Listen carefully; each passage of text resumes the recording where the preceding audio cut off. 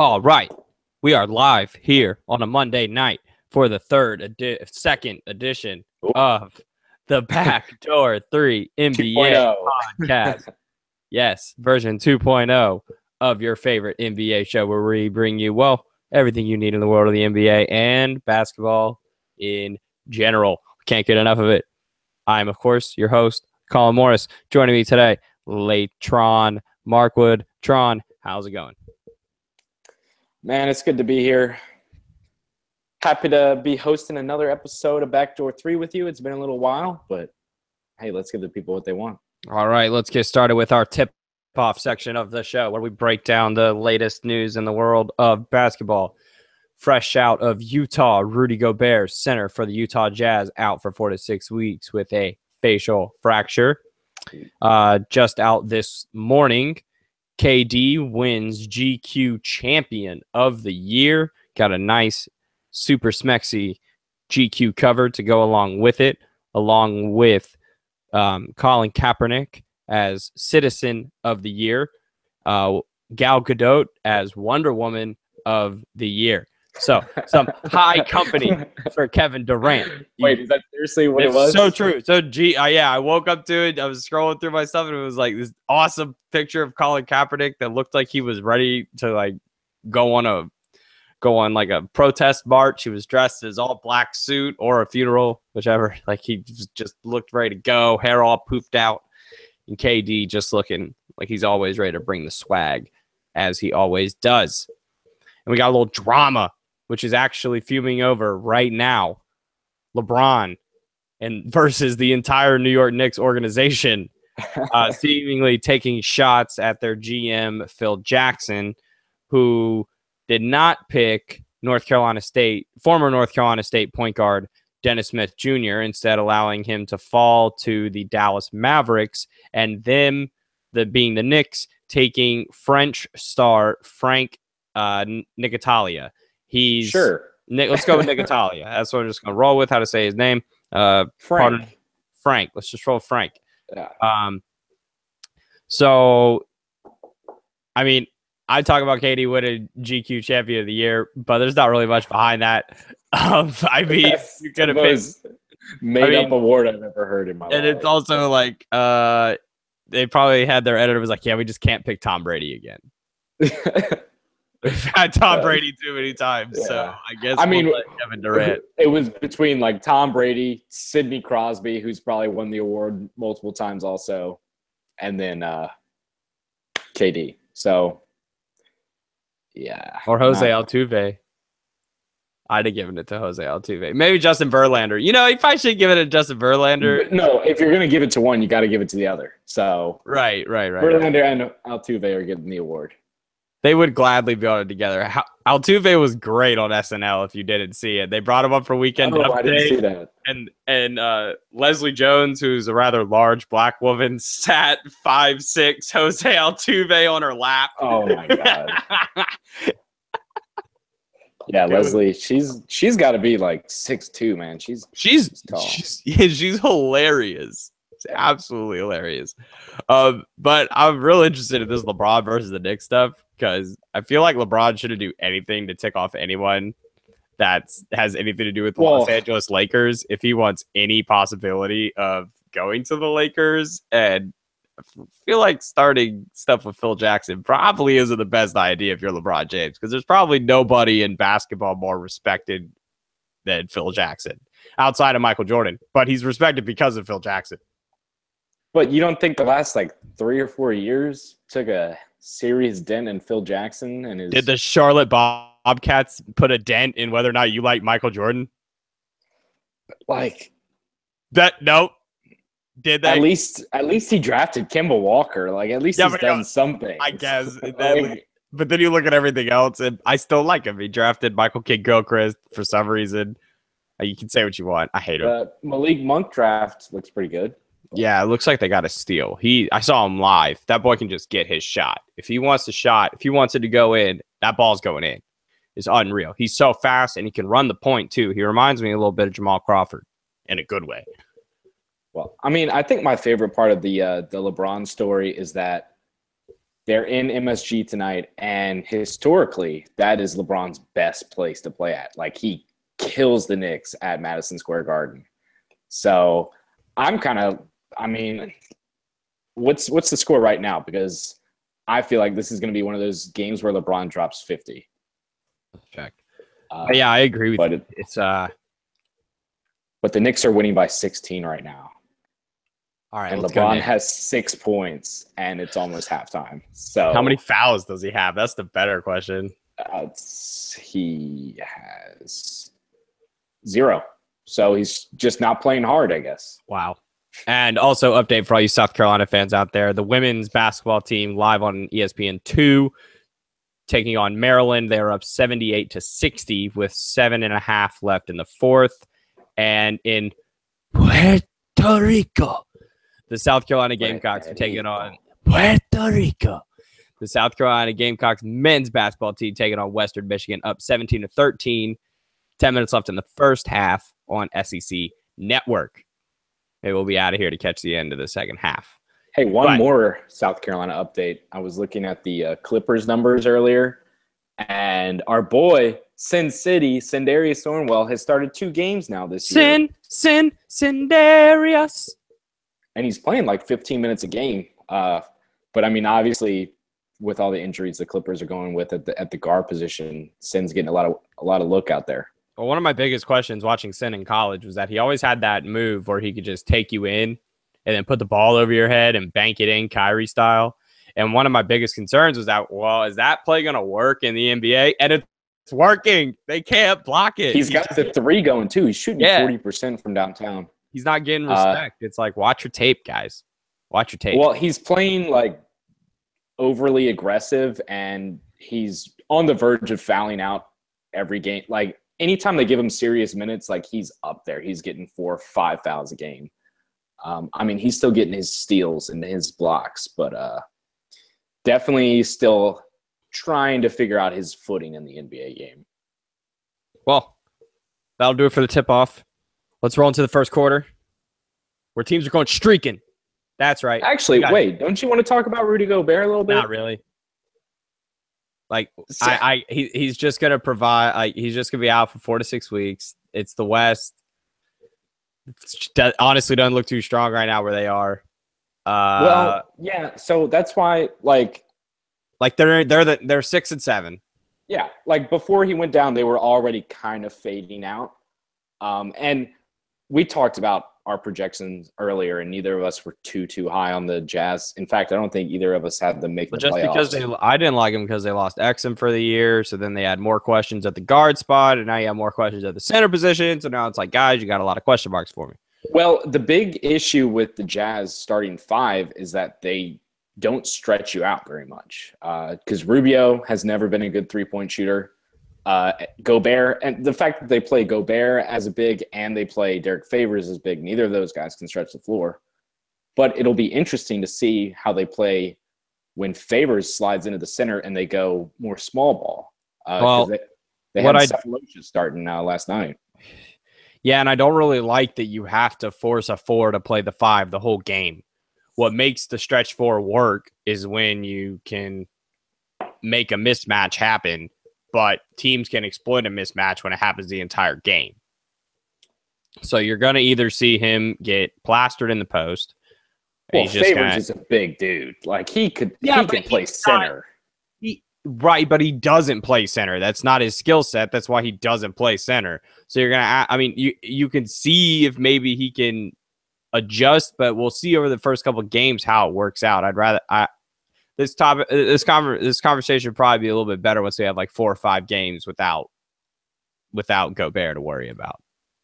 Yeah, I guess I'm curious to see if they play better when they're able to stretch the floor. And now that they've got Rodney Hood coming off the bench, I mean, he dropped 5 threes last night too off the bench. That's the first mention of a Duke player in this podcast, and it won't be the last. So, speaking of that, now we're going back to streaking. The Celtics, the Boston Celtics. I told you guys. I told you. Everybody, no, Boston got worse in the trade. Boston got worse in the trade. All I heard, Boston, no. Boston, Cleveland. It's early, man. It's early. It's early. They won 12 games in a row, dude. That's a sign. That is a sign. This team, can you believe that they're doing this without Gordon Hayward? This is unbelievable. These guys, they can defensive rating.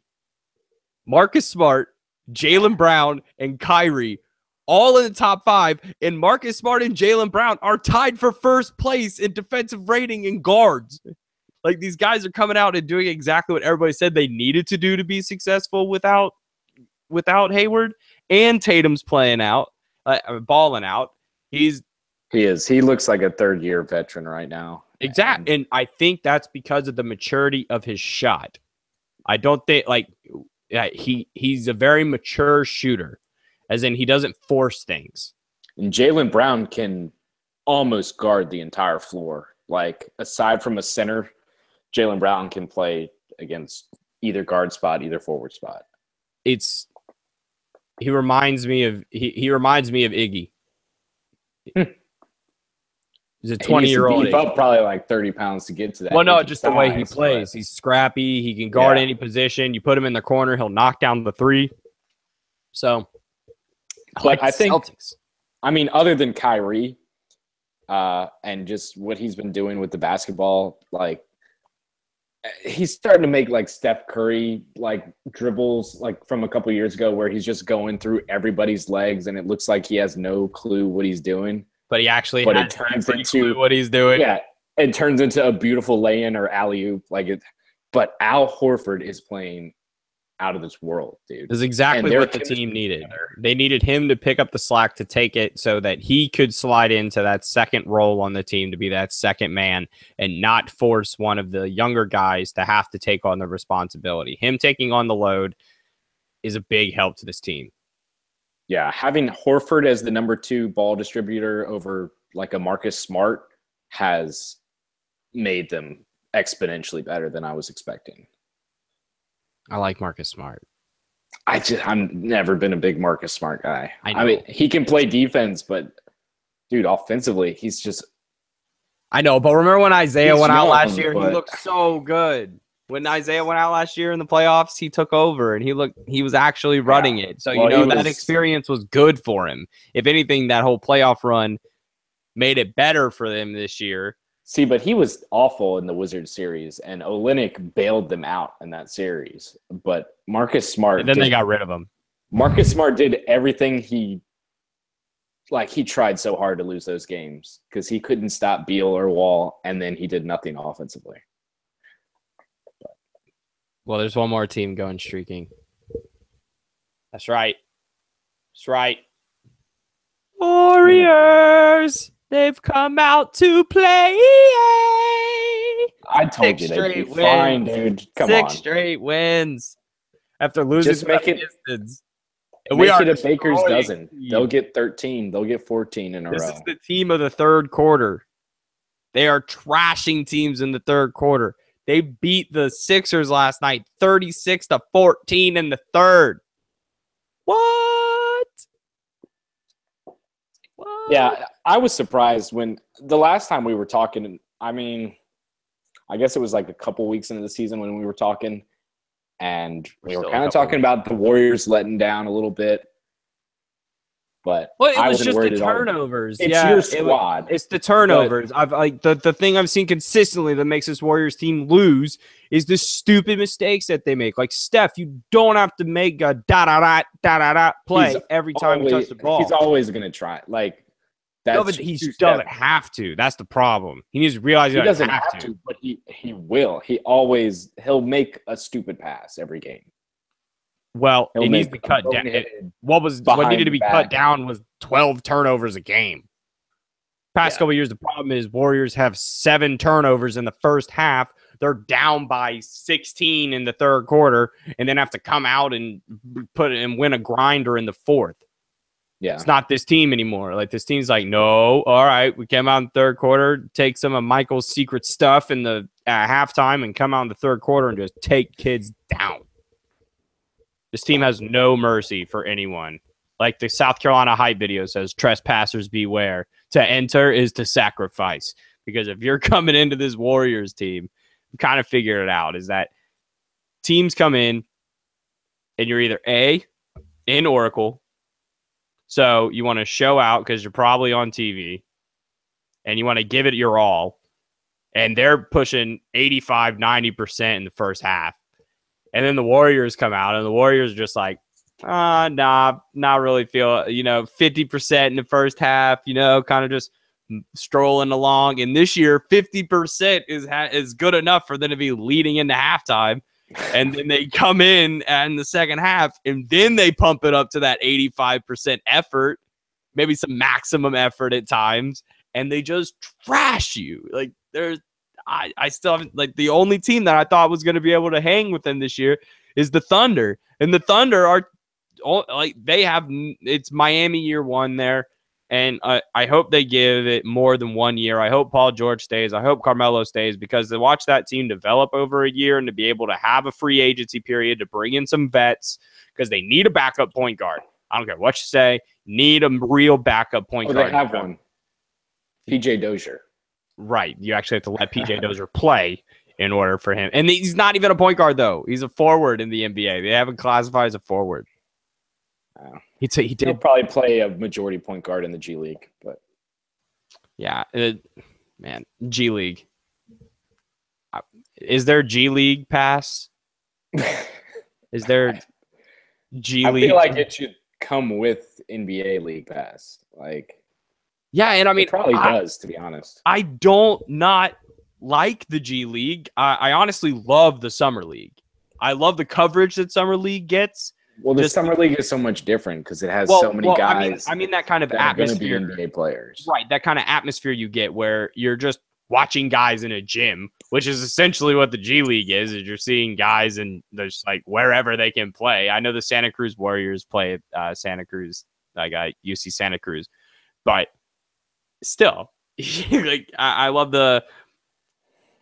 There's something there. We could get some out of the G League. You never know. And now with the idea that these players don't have to go to college, they can just take a year off. They can actually just go to the G League. There's no rule saying that they can't go play in the G League. Might make it more interesting, Maybe give it another place to see people be better, develop their skills over time. And, maybe we'll be seeing. But then I don't see how that would work in the drafts. Like, then it confuses me because it's like you usually see the college kids at the top. But from what I've heard, this kid from Spain is going to be the top pick in the draft. He's like 18 years old. Luka Doncic. If you don't know who Luka Doncic is, you should look him up. He's 18 years old. He took Croatia to win the gold medal last year in the FIBA International Tournament.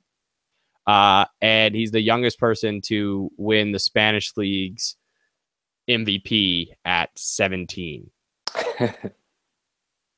So, what position is this guy? I mean, he's trying to be a point guard.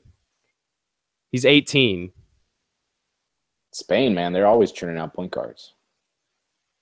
So he is 18 years old, playing for Real Madrid. He's averaging 21.1 points, 6 rebounds, 4 assists. And then, the regular college crop. You got some Dukies in there. You got some Kentucky kids in there. I'm liking Marvin Bagley. Missouri. Well, not really Missouri, but just the player. And we'll talk about that later, the idea of Missouri being in the conversation this college basketball season when usually they're not at all. Well, let's move into the second quarter. Early surprises this year. We're going to do 3 from the East, 3 from the West. We'll start with the East, and then we got a special guest coming in to talk about the West. 3 from the East. We talked about them just a second ago, but my biggest surprise this season is after the first night and seeing Gordon Hayward go out the way he did and see how just emotionally draining that was for that Celtics team. To see them rebound like this is absolutely unbelievable. It's the whole topic this summer was Gordon Hayward, and then they got Kyrie. So that the standards and the expectations for this team were insane. And they've exceeded those expectations because they lost Hayward. And now this team is just gelling in its own way. And then the threat of adding Hayward next year, like, yeah, I like it. The Celtics team is built to win. They got a lot of guys who are, just wanting to play well, and that's what they're doing. They're really putting it together. Yeah, I'm excited to see when they finally get their first crack at Washington, though. I think that'll be the real test. All right, we can make some bets on that one because actually, let's look into that. How close is that? They gotta have a matchup coming up, man. Well, let's see what the Celtics have. Oh, it's Christmas. That's their first matchup. It's Christmas. Oh, okay. Well, Merry Christmas to you. It'll be a nice gift in the shape of a Kyrie Irving W. Sorry, bud. Kyrie sucks against the Wizards. Sorry, but Kyrie sucked against the Wizards when he was with the Cavs. It's not going to change anything. I believe it will. But we can talk about that later. What's something you got? What's a surprise from this year that makes you say, whoa, what's up? What's going on here? If we're talking East, I guess, the East is kind of wild right now, just, with the fact that Boston is as good as they are and Detroit is number 2 right now. I don't think a single soul. I don't even think Stan Van Gundy was expecting this. I don't even think Jeff Van Gundy was. Yeah. Neither Van Gundy. I think if you put 2 Van Gundys together, they wouldn't give you 10 wins. And somehow the Pistons have 10 wins. Reggie Jackson icing people. That's what it is. Maybe he's Tobias Harris finally playing like who he was supposed to be when the Magic drafted him. Yeah. I feel like he was like number 5. He was a top pick. He was a top pick. And then speaking of the Devil, the Magic are right there at the 3 seed right now in the East. Yeah, the Magic. They're just like, what?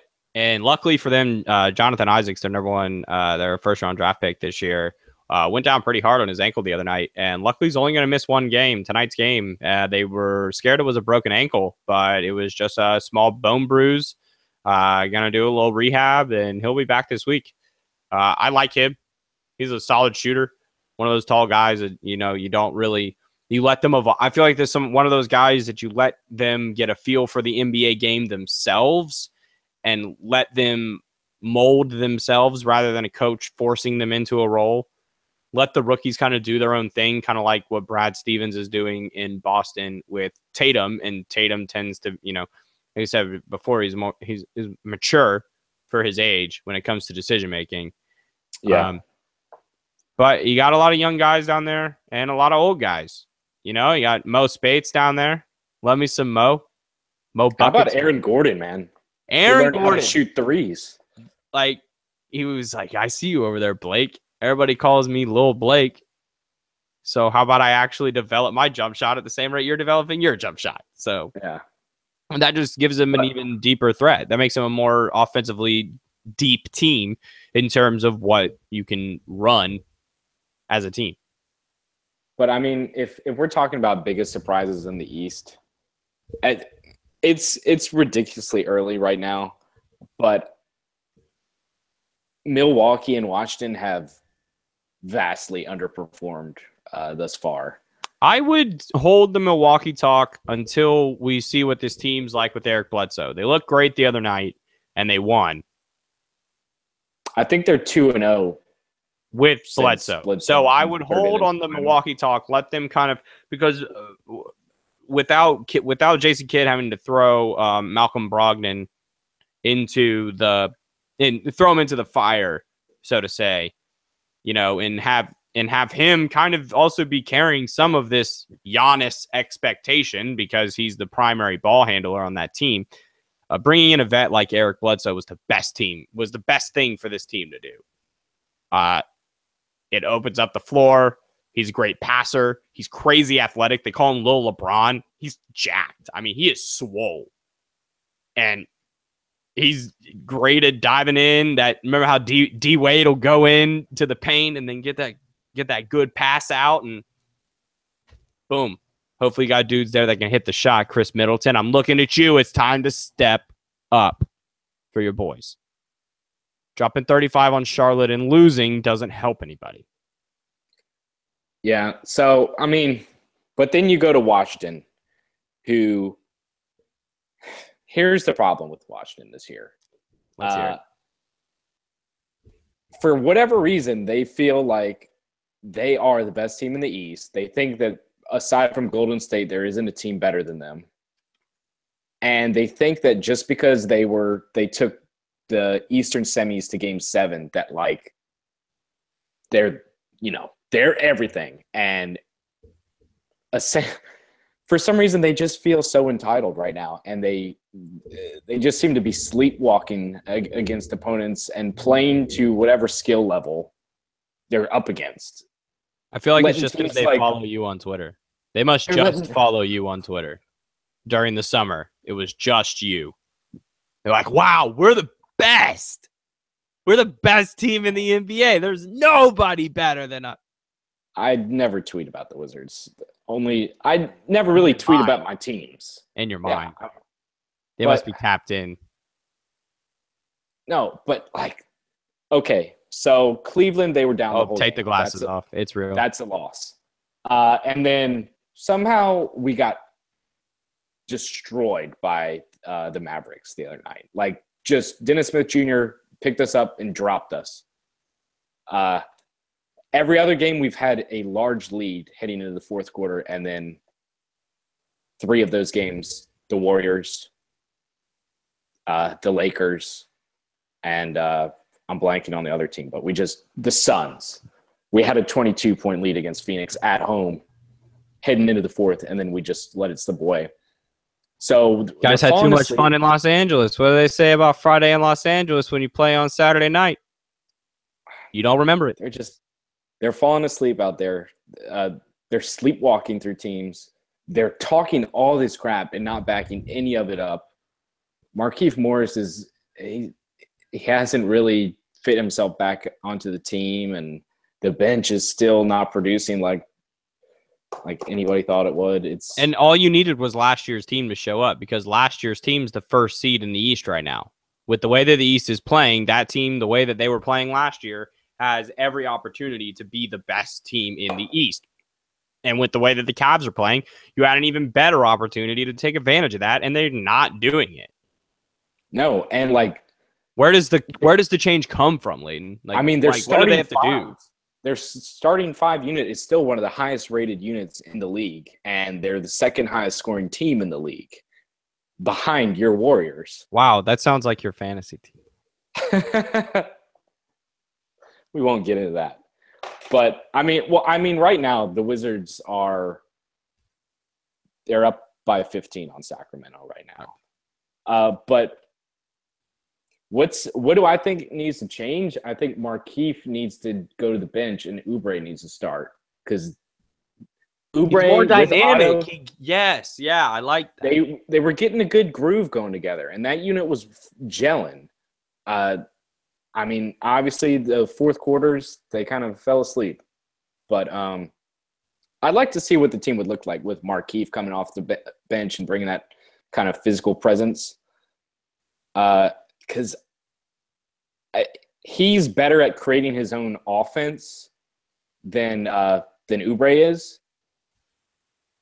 So I think he would be better as kind of like an alpha bench role versus Oubre being that alpha bench role. He can get more on his own.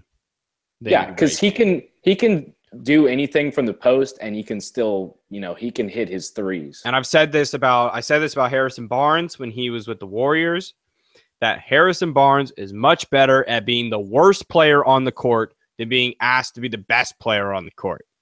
That means he's better at being the 5th option on an offense and exploiting your weakest defender, rather than being the 6th man when your bench comes out and having the offense run through him. So Oubre, being in that same situation, is way better being the worst player on the court and being that 5th option on offense and just being out there and being the athletic freak that he is, and having Morris, being no relation to me, being able to come in and do his thing. Because, yeah, he's a big body. He knows his shot. He knows his game. And just, let him do his thing. And with Oubre being on the floor with Wall and Beal, he can take pressure off those guys defensively because he can go down and he can guard all 5 positions defensively. Oubre is a freak. I like his hair, too. Oh, he's just a cool dude. He seems like a real cool guy. Could be like the OBJ of basketball if they gave him any more minutes, give him that airtime that he needs. I like him.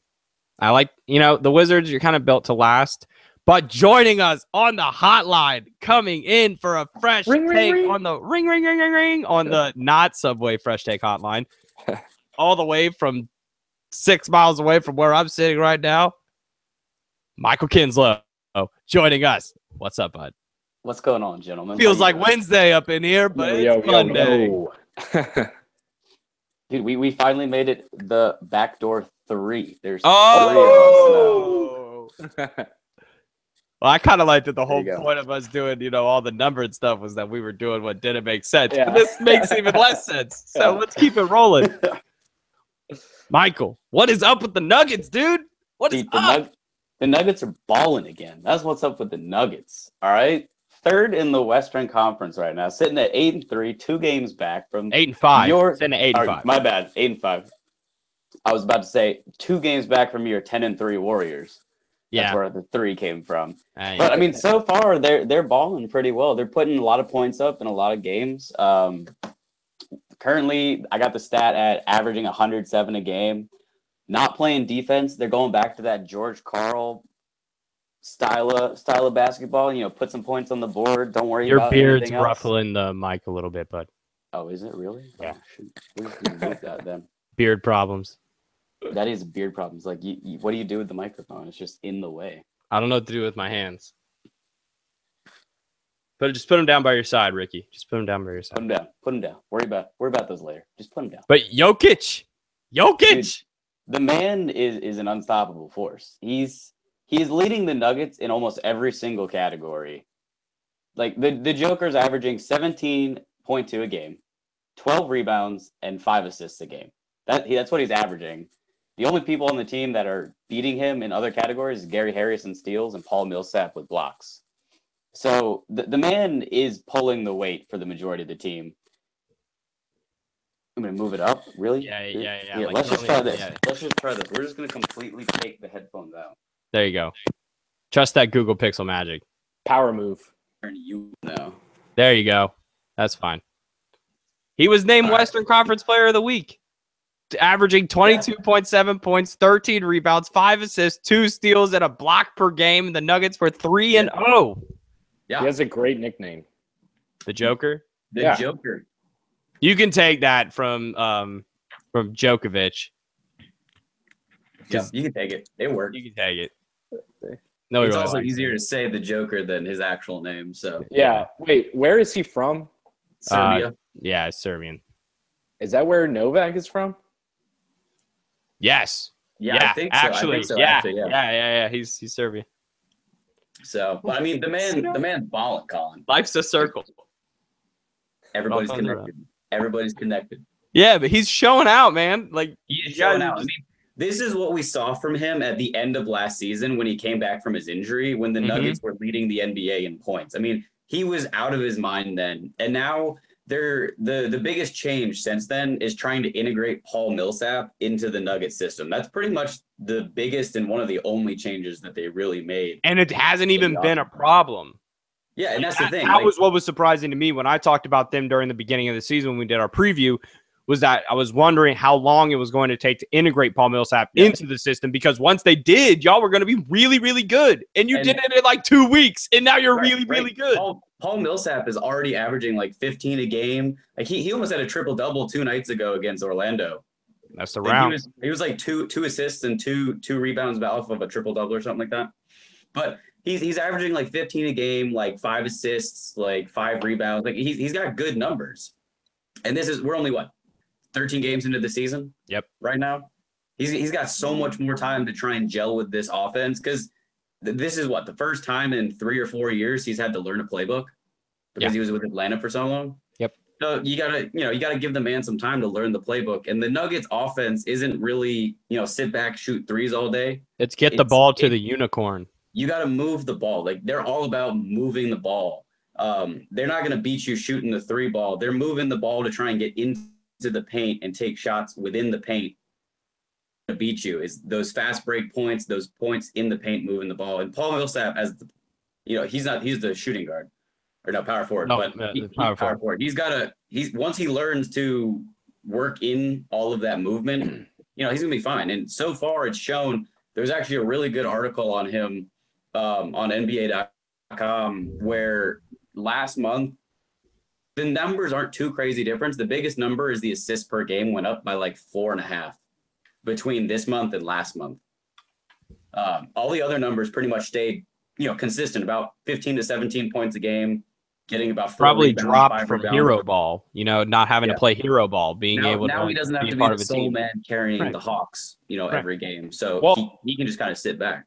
It's kind of funny because this Nuggets offense kind of reminds me of those Hawks, like the good days Hawks, when they had Teague and Horford and Millsap and Josh Smith was playing well. This season they looked unstoppable until they got to the playoffs and just because Horford was that guy, the same kind of ball distributor that the Joker is, passing from the 5 position. You got Paul Millsap doing what Paul Millsap is going to do, which is everything. Yeah.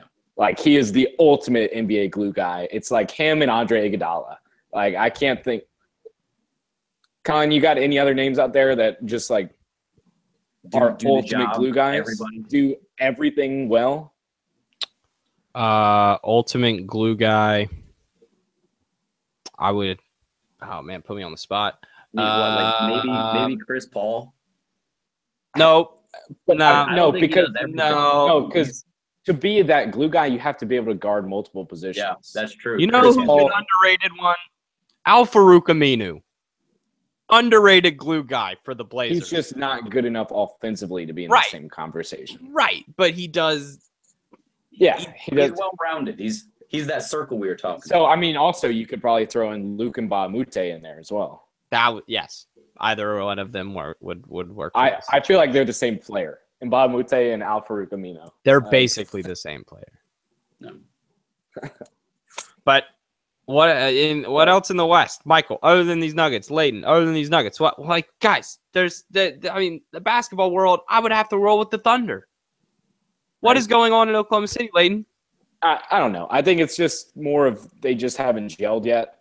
Yeah, and surprisingly, Carmelo is playing the best. Like, Carmelo is the guy who picked everything up quickly and is just balling. Like, he's like, guys, I already got it out there. I already got what's going on. Why can't you guys get it? And then last night, somebody asked Paul George what he got Russell Westbrook for his birthday, and he said, "What are you talking about? I got him 37 points." That was in the middle of the game when Russ actually changed shoes at halftime. Yeah, I think the Thunder will be fine. They're just a little bit of a rough patch right now. It's Miami year one. Yeah. If you want to give it an analogy. They got so much star power right now, they don't know what to do with it. It's just once they figure it out, it'll turn on. You also have a lack of depth in the paint. That is true. That is massive.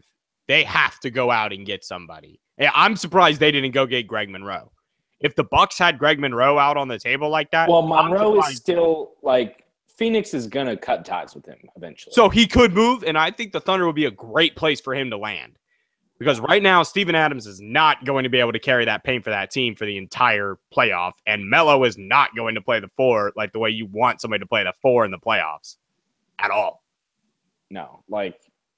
He can't shut down the block like that against superior paint players. But it's just not who he is. And I honestly can say that my biggest surprise is that the Spurs aren't in the top 2 of the Western Conference right now. Definitely a surprise. Like the fact that, or that the Lakers aren't last. I think a surprise. Like, okay, we knew the Mavs it wasn't going to be a big season for Dallas, but they got 2 wins, and one of them's against you, dude. Yeah, and like, did any of us see them being the worst team in the West? Like, Oh, I mean, kind of. Yeah. How many players can you name on the? No, but like they're starting 5, like from name value, doesn't sound like Well, you we're have slowly Dennis Smith seeing- Jr., maybe the rookie of the year right now. I don't Wesley think he ever- Matthews. Like, well, okay, it's probably Ben Simmons at the moment, It's gonna be Ben Simmons. but He's an on legitimate rookies that were actually drafted in the year 2017. Okay. But then you have Harrison Barnes, who, okay, he's still like a quality player in this league. He's still a starting caliber player. Yes, he is. Yeah, I know. And then Nerlens Noel, who's a guy I like. Dude, Rick Carlisle wants to kill Nerlens Noel. He absolutely cannot stand him.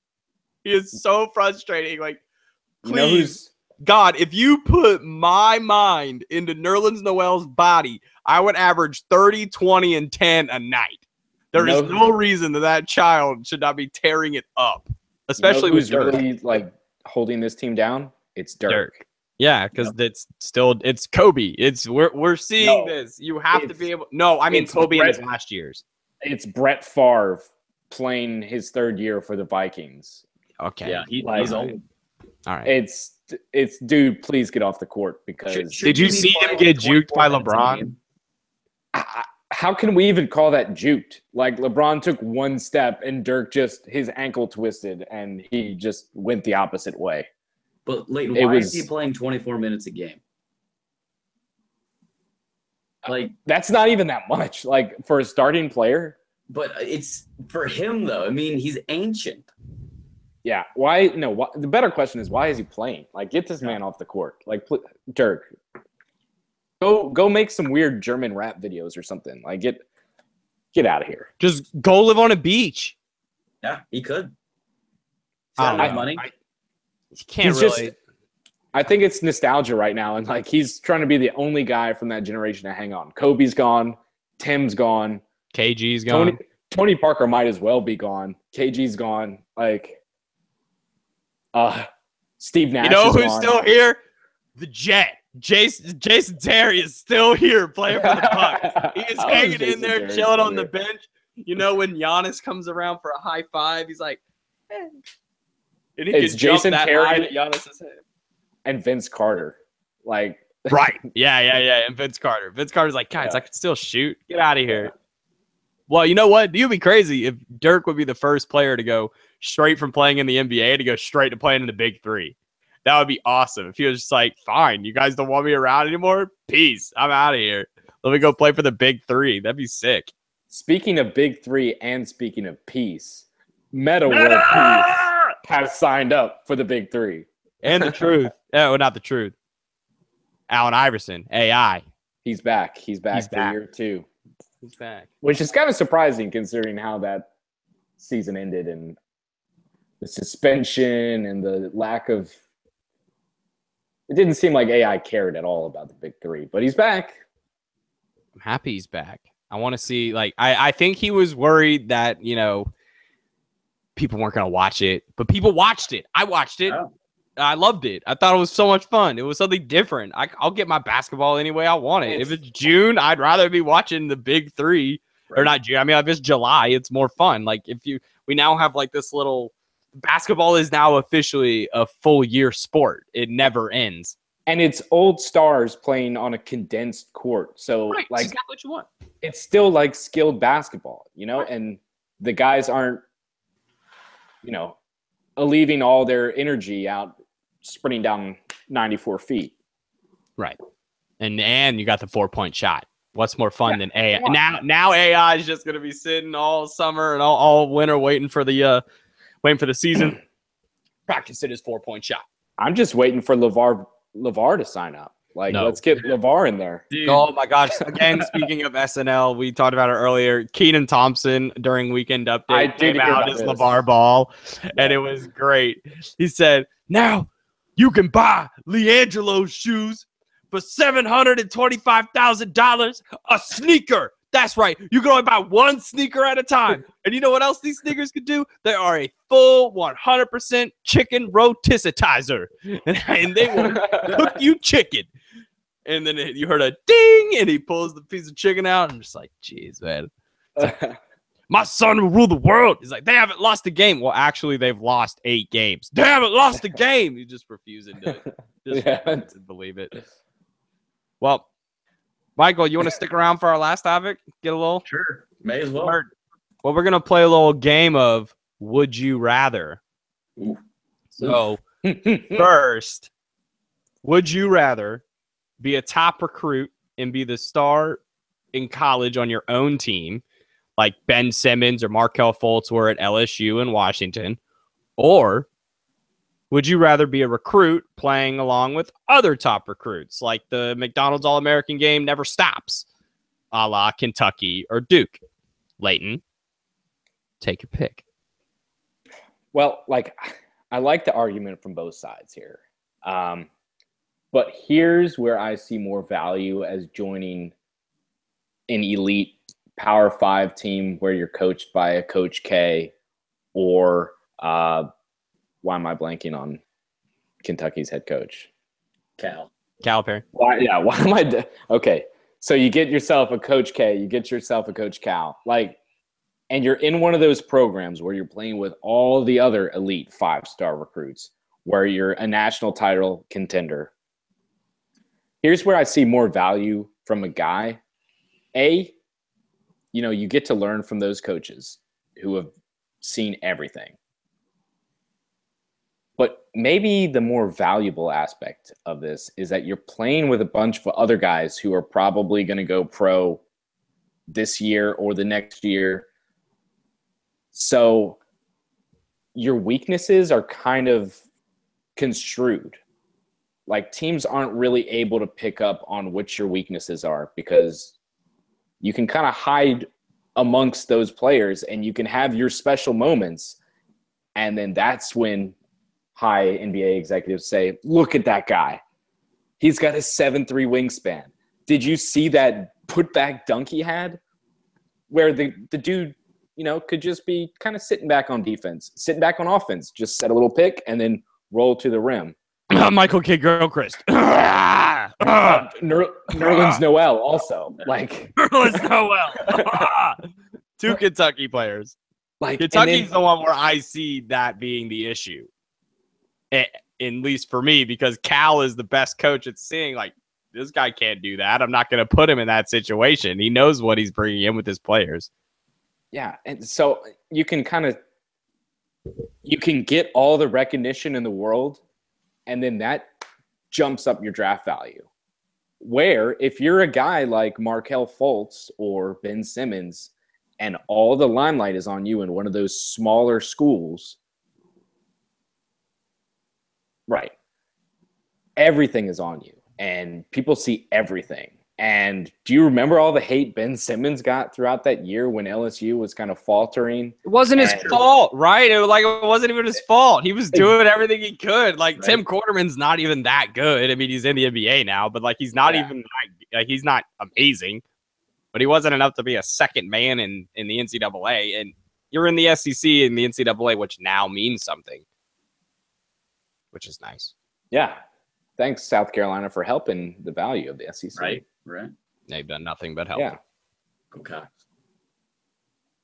Michael, if you were a top recruit and I offered you, say I am the Sam Texas A&M University, all right, a respectable institution. Yep. We've brought on maybe 2 4-star recruits, not at your position. Okay. And you're the top 3 recruit at your position, and we offer you the keys to the car. Or I'm John Calipari, and I call you up, and I say, hey, I like you. You're going to play for us. But we got 2 other guys here that also play your position. You're all going to get to play, but everybody's got to play because everybody plays here. What do you do? Dude, I tell Coach Cal that sign me up, baby. Oh, okay. I'm with Layton on this one. You're playing as an individual player. Like, if you want the limelight, then yeah, go be the solo star on a smaller school team. Michael Porter Jr. But if you're looking to get to the NBA and improve as a player, you go play the best people you possibly can. And that's by going to like Duke, North Carolina, Kentucky. I mean, you go to those teams because you play in the best talent. You know, if you're I guarantee Markelle Fultz didn't get an Adidas shoe deal and strippers at Washington. You know, that definitely did not happen. No, that definitely didn't happen. You got to go to a big place like Louisville. Like you don't hear about LSU letting their players skip classes like North Carolina or no. North Carolina did not let their kids skip classes.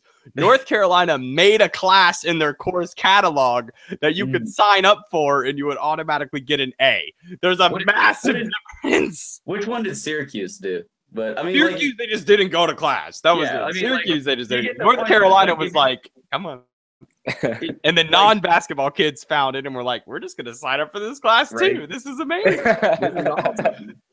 But it's like, you never hear about that if you're this, did you think Jimmer had that option at BYU? No, dude, he had mass 5 times a week. Yeah, exactly. You didn't have to worry about that. Jimmer didn't get strippers?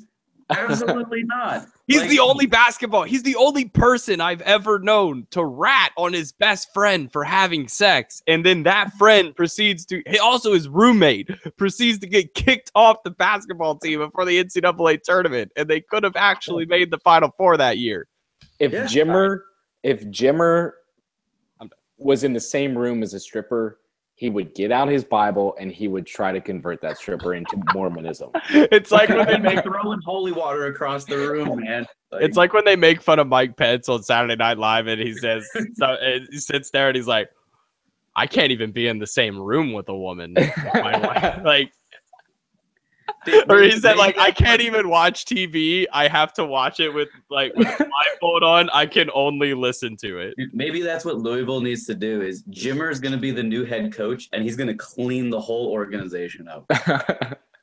That's what where is Jimmer right now? Isn't he playing for like some league in China right now? I'm pretty sure he got in a fight. He is. He just got in a fight with I can't remember his name. Stephen Marbury. He got in a fight with Starbury. Yeah. That was actually good. I saw that video. It was pretty good stuff. But I mean that's the point. Like I'm completely with Layton on this. Like you go where the talent is. You play for the coaches that bring in the talent. Even if you're the third guy in the spot, you're still gonna play. You're gonna be playing for Kentucky, and like you said, Colin, these NBA execs are gonna see that. You might be the 3 at Kentucky, but you're still playing. You're still gonna get your moments. And you're still most likely going to be in a better position than if you were the sole star trying to carry a smaller school team. And we didn't even get into the argument on, like, this is college, man. This is still like the best for them. It's still the best year of their life. Yeah. And year. Yeah. And you're picking like a school like Duke or North Carolina or Kentucky where you are the school, like everyone loves you. Yeah, you're a legend there. You're a legend. You're the life of the party. And you have a chance to go to the big dance and to bring it all home. Like that is something that you'll hold on to forever. And I feel like that only helps you in your success in the NBA. Like if you're on a successful team, it's only going to help you. What are you going to do if you're Marshall Henderson playing at Ole Miss, trying to carry that team in empty arenas for 4 years? Don't talk about Marshall Mathers like that. Actually, bump that guy. He flipped us off. He did. He flipped us off. He gave us that death stare, dude. I felt like he looked into my soul, dude. Dude, somebody found out what his mom's name was and yelled that at him. Was it not looked like good. He was gonna come murder somebody. That was amazing. But that was terrifying. But you could be a star like him in a school who's not going to do anything, and you're just going to play in empty arenas all the time. Like, is that really what you want for 4 years of college basketball, or do you want to go to Kentucky for 1 or 2 years and then get drafted in the NBA? But then, guys, I have to say, the last 2 number 1 play devil's picks, advocate here. Let's go. The last 2 draft picks did it. They were number 1, and they went to these schools, and they were the man by themselves. And Michael Porter Jr., aside from maybe Marvin Bagley, because Marvin Bagley at Duke dropped 27 in his first game and dropped 24 in his second game for Duke, and they play Michigan State tomorrow night. So I'll be They're- tuning into that game. Yes, for sure. because then the game after that is Kansas, Kentucky, and I will also be tuning into that. Yeah. So if you like that basketball, game will be on. That game will be on. ESPN will be on for about 5 hours in my house tomorrow night. Which college basketball is back. Yes! Basketball every night. I love it. I love it. I love it. But I'm all Sports for this overload. sports ball. But I'm all for these guys going to wherever they need to get the opportunity. Like, I get that, you know, you go to Duke, Coach K comes to your house. How do you say no to Coach K? But I feel like Coach K was like, Ben Simmons doesn't feel like a Duke player to me. Ben Simmons doesn't feel like a Kentucky player to me. Ben Simmons, now that I don't know Ben Simmons, but when you watch somebody on the court, you get a sense of who they are, their feel for the game, the way they like to play. And he seems like a pretty selfish, like not selfish, but like, I don't think he makes the pass so the other person can make the ball or can make the shot. I think he makes the pass so he can make the pass and stuff that stat sheet. He loves stuff in that stat sheet. Yeah. There are just guys like that who have that alpha dog mentality that aren't going to go to Kentucky and ride second fiddle to somebody else. Because you know Cal's going to have a couple guys there that are going to be holdovers from the year before now, because not everybody on Kentucky's leaving one and done now. You got Kentucky guys that are staying there 2 to 3 years and actually getting better. How much time would Fultz have played in Kentucky? He would have. I think Cal would have found a way. Well, no, because then Malik Monk was there. I don't know. Right? No, they would have started Fultz at the 1. No, they would have kept Monk. starting Fox. You can't bench De'Aaron Fox for Fultz. Like, you really think they would? Because Fultz wasn't the number one player coming into the season. That only evolved last year over time. So I think Fox probably would have still had some hold on that job. But I'm going to go wherever, somebody's going to tell me, hey, man, you're our guy. You want to be on tickets? Let's put you on some tickets. You want to be on massive billboards? Let's put you on some massive billboards. You want to be on a Wheaties box? I'll put you on the Wheaties box. We'll sell them at the school canteen. Jesus, is it 1960? I don't know. If you're going to be one of those guys who goes to one of those smaller schools, you have to have like the utmost confidence in yourself. Like, everybody at this stage has crazy high confidence, but you have to be like the most confident person ever, because you are taking a lot of risks by turning down a Kentucky, a Kansas, a North Carolina, someplace where you're going to succeed, even if you're like a little shaky. Like, you're going to have your moments and the game's going to come to you.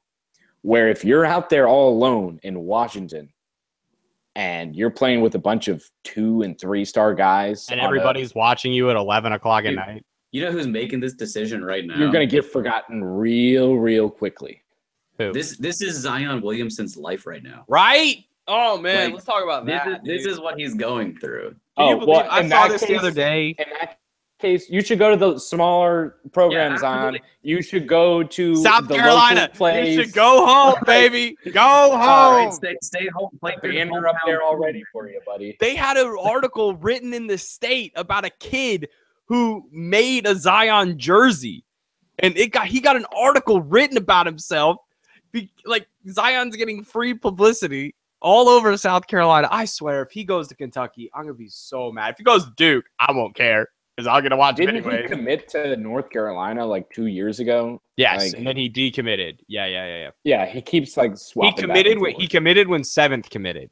He saw that 7th committed to God, UNC. 7th Woods, that man burned us. Man, He he's was- so burned us, man. Imagine 7th Woods would have been on that team last year with Sin. Oh, we Oh would've my won the God. We championship. totally would have won the championship. Oh my Oh. God. Hold Oh. on. Anybody have any cans of Yeah. salt around? Because it's real salty in here, real quick. Jeez. But, man, Zion on the Gamecocks would be insane. But that is a decision that he's making, Michael. You're right. I feel like he has an opportunity to come in, and South Carolina's got to, South Carolina's got something for you, dude. I don't really know.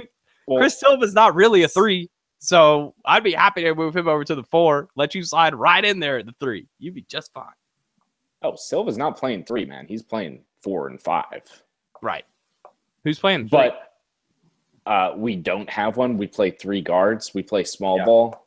We Zion. play Small ball. we don't play small ball because we have two massive guys in Silva and Kotsar, Yep. and then three really small guards. We have no wing. We have a wing problem.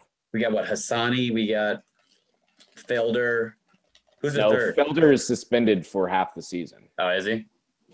Yeah. Damn it. We have Holden and Hassani, and then I think we're starting a freshman, Yes, we're and starting. then Kotsar and Silva.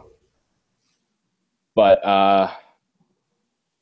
dude, I think with all the publicity South Carolina got in that Final Four, and especially Sindarius, and all the stories that came out about how he was like a hometown guy, it's going to lead us to getting more and more of those local recruits. But and I think unfortunately, Zion, because Zion didn't, he's going to give us a serious consideration. he didn't give us his decision this week or last week, so we're probably gonna have to wait until the later part of the year, closer to March Madness, to hear what his decision's going to be. Because we're going to have to perform again. We're going to have to be a tournament team again. We're going to have to show that it wasn't just Sindarius and PJ.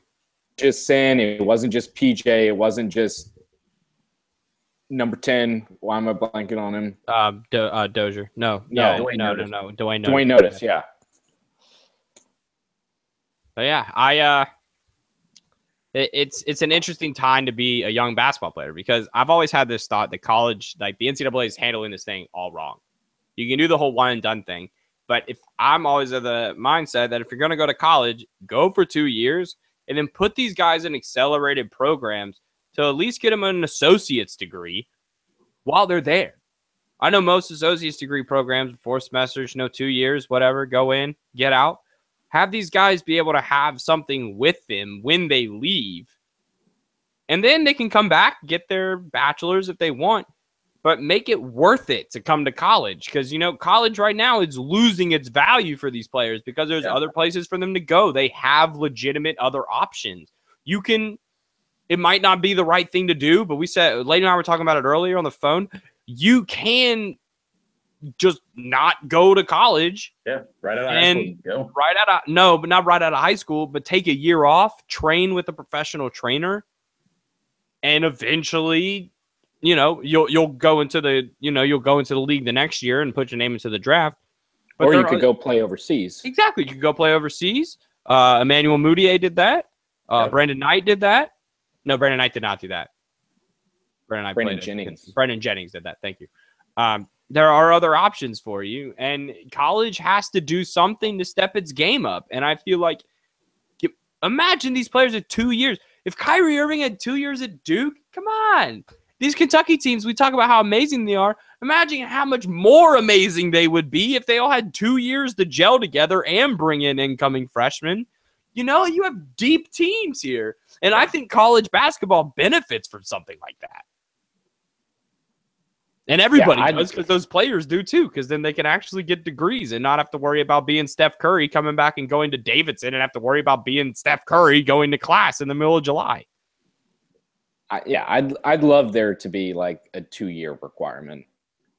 And I mean, I feel like it's more likely to happen because basketball is a much less riskier sport than like a football, where the whole reason people want to get out early is so that they can spend their, much of their good years playing professionally. Whereas the NBA, it's a much lower contact, much lower risk sport where you can develop a lot more learning from those college coaches. And everybody says, in the NBA, your biggest jump in talent is from your first to your second year. Well, what if you had an extra year with Coach K? What do you have an extra year with Cal? I don't see any part of this that's a negative by adding a year onto college. The NBA benefits from it. These kids benefit from it. College benefits from it. I think smaller schools benefit from it too. Because definitely.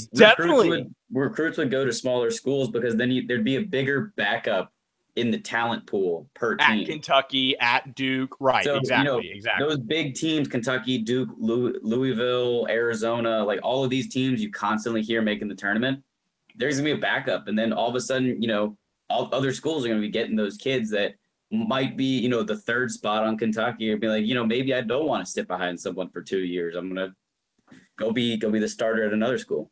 Exactly. Yeah, and Kentucky isn't going to be able to add 10 guys, 10 5-star recruits every year. They're only going to be able to get 5 of those. So it adds balances.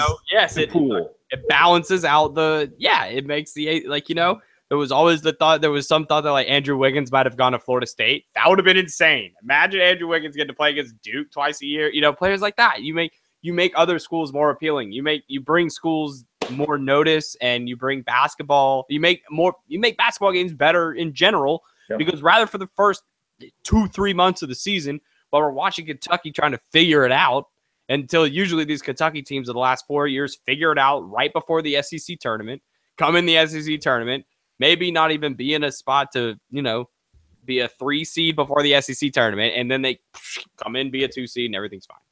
It is decided. College is now 2 years mandatory. We fixed it. Pay the players. There you go. Everybody gets their wish. Let them eat. Yeah. Everybody have your cake and eat it too. Exactly. Like you guys, like NCAA. Like if you're listening to this and you have any contacts in the NCAA, get us in touch, because we have some ideas that could actually make them more money. And you know what the NCAA works off of? Money. The NCAA loves money. Yeah, college football playoff is example of how much they love money. And we don't need to get into a whole like money, pay the players discussion or like all that, because we'll be stuck here for a long time. That's a whole other podcast. But I do love that media outlets like ESPN, and I heard this was an actual advertisement on FS1. It was like a promotion for the Herd, the Colin Cowherd show. Yep. And he was referring to college football, and he was like, "This is such a great product. How are you going to call it a product if you aren't paying the employees?" Well, then the argument is that you're paying them with their free education. No, you can't call it a product. Like you can't use that word. Well, a product is something you sell to people and then reap the benefits of. I mean, I don't think that the people at Gillette who make the blades are seeing all the money back on the blades that they make. So I see what you're saying, but also devil's advocate says the real reason is we just need to give these kids their cut is the real problem. They need their cut. Because without the players, the NCAA basketball tournament is not what it is. It is not like the NCAA has been making money off these kids for years. You used to be able to go into the NCAA store, type in Johnny Manziel, and a number 2 Texas A&M jersey would pop up. That's not right. Jay Billis exploited that, and then within 8 hours, the NCAA took that ability down. Yeah. So the NCAA is out to make money however much they can, and they will turn a profit no matter what they have to do it. And if cutting these players out of money is what's going to happen, whatever. I say put money into, let them accumulate a fund, and then when they leave school, they have that money. Maybe not pay these players while they're playing for your institution. Like literally giving them game checks, because then that just throws it all off. That becomes a whole other world. But maybe not amateur anymore. Right, you're not an amateur. But give them some sort of scholarship that, I don't know, like my scholarship for band for University of South Carolina, I got $800 a semester for doing the band and the travel band, or the band and the volleyball band. And that money didn't get put into my account usually until after my tuition had already been paid. So then it just got sent to me as a refund check. NCAA, there's a way to make this work. You can just wait until their tuition's been paid and then just add it in. Everybody knows where those refund checks go. They don't go to books or rent or they go any of that. Beat. They go buy J's. They go buy J's at the mall. By the way, that's disgusting. Please put some socks and shoes on. Are you kidding me? My feet are balmy right now. It is average temperature here in Columbia. Dude. It's hot because I was just in the DC area and it was 28 degrees outside. So I want my socks off. Thank you very much. You can't get used to that weather after like 2 days. No. That's why I don't live up there. That's why I will never live up there. Cold and I do not mix. I don't like wearing big jackets. Now this has totally gone off the rails. But this is the Fashionista 3. Yes, your topics on what we just really want to talk about, which are my feet. No. But I think these guys are presented with definitely not. No, not in the feet. So I think these guys are presented with interesting opportunities because there's a lot of options for these players to come out of, and I think the next 3 years are going to be really important with more opportunities coming out to these players. That like this kid, Lunatic in from Real Madrid in Spain. He's just been over there, had no want to come to college in the United States. Going to play his game. 18 years old. Bam. He might be the number 1 pick in the draft. So you're seeing that a Kentucky player is not going number 1 like they did what felt like every year. It felt like every year we had John Wall, Boogie, AD, Karl Anthony Towns. Everybody just felt like Kentucky was churning out all these guys over and over and over again. And honestly, for me, it's kind of refreshing that that's not the case anymore. That Ben Simmons for LSU is being the guy. That Markelle Fultz for Washington is being the guy. And that anybody else has an opportunity to be the number 1 pick. You don't have to play for Duke or Kentucky to be a number 1 pick anymore. Well, guys, we did a show. We did a thing. And that's right.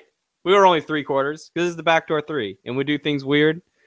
This is the Consistently Inconsistent Podcast Network where we do things however we want. And we will do it that way. And my son Lonzo will never lose another game. Ever. Never lose. Here's another quick would you rather.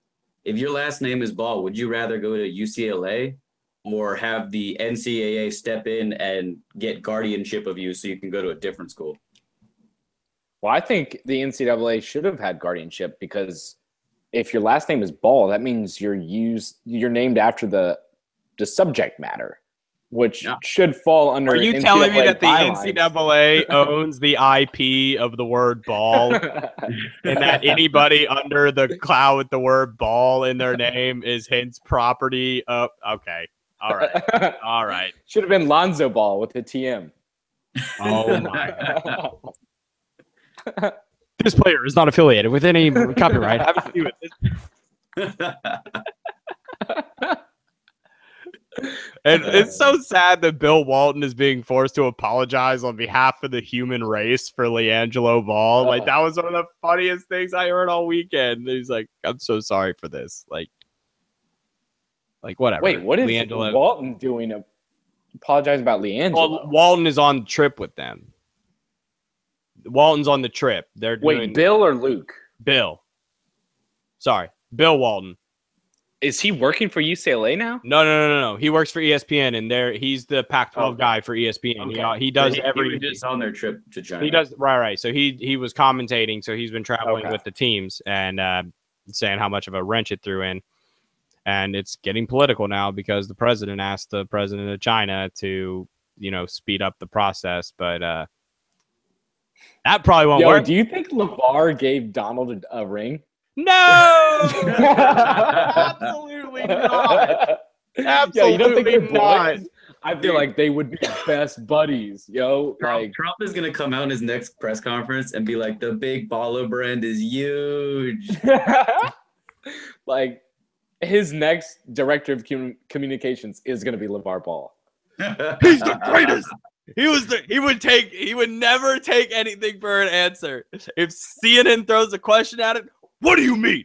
What are you trying to say? And you just scare him like a puppy. LeVar would just be the ultimate hype man for Trump. Remember the big dog that would guard Tweety Bird from the cat? Yeah. That would be in the dog. That's LeVar. LeVar just comes out and everybody is just Sly, and Sly's like, nah, I can't beat a dog. He was in there like, "What do you mean, Anderson?" Yeah, right. Like, jeez Louise. Silver Fox, what do you mean? You ain't no Nah. big baller. You ain't nothing. Kim Jong-un, more like a little baller. He's not even. Donald's never gonna lose another No, game in see, his that's life. where the slip up would come because LeVar would actually be like, well, I heard he's got a big basketball court and he's got a tank. So he might be a big baller. And if anybody listening has no idea who LeVar Ball is, don't do yourself a favor and look him up. Unless you just want to be angry and say what's wrong with life. But in my opinion, we can't be wrong at the dad who's around too much because he's there for his boys and he's doing what he thinks right. And so far, everything's come true. Well, Lonzo's made it to the NBA. Well, we know, and LiAngelo is not going to be in the NBA. Yeah. So he's already, He's a prophet, dude. He is. So LaMelo just needs to make Ballstradamus. it. And he's got it. There it is. Ballstradamus. But like LeVar loves LaMelo and he loves Lonzo. He loves LiAngelo a little bit less. He also loves this. He also loves this fourth. He loves the fourth son. He loves the fourth ball brother. He loves Ladicky Ball. If you have not seen the Ladicky Ball video from ESPN where the rapper Lil Dicky becomes the fourth ball son and LeVar does not approve of his rapping, watch it because it is amazing. Well, guys, what are we looking forward to this week in basketball? Throw something at me and we'll get on out of here. Well, you kind of said it with tomorrow's tomorrow. hitter. Yep. Tomorrow's the day. That's definitely the answer. Is tomorrow's game. Tomorrow night. All right, we all agree. If you like basketball, if you like good TV, watch tomorrow night on ESPN. You see the future of the NBA. You probably see a glimpse of what the Final Four is.